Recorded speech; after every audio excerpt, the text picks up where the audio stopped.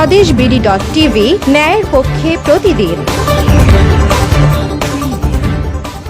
কচুয়ার সাচারে Al Shifa hospital and digital diagnostic সেন্টারের উদ্বোধন। তথ্যচিত্র ও report Mohammad Harunur Rashid.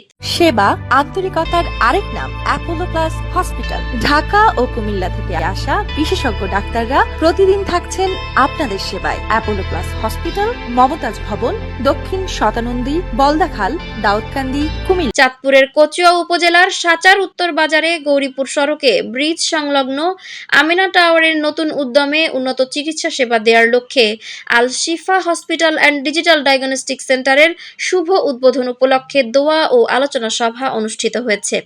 এই উপলক্ষে শুক্রবার প্রধান অতিথি হিসেবে ফিতা কেটে ও দোয়া মোনাজাতের মাধ্যমে এ হাসপাতালটির উদ্বোধন করেন পীরে কামেল আলহাজ হযরত মাওলানা আব্দুল হাই আতিকি সাহেব জৈনপুরী।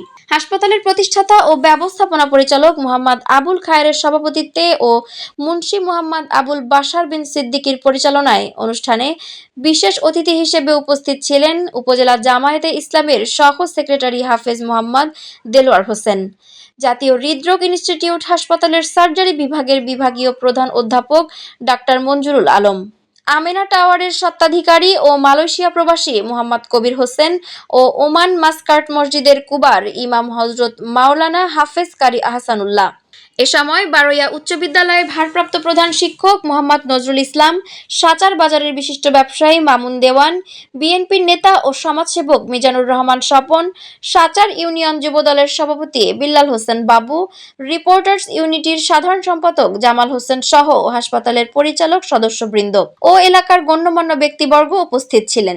ফলে হাসপাতালের সার্বিক সফলতা কামনা করে মোনাজাত পরিচালনা করা হয়। দোয়া ও মোনাজাতে সহযোগিতা করেন রাজারামপুর মদিনাতুল উম্মুল মাদ্রাসার প্রধান শিক্ষক মাওলানা মোহাম্মদ মোজাম্মেল হক।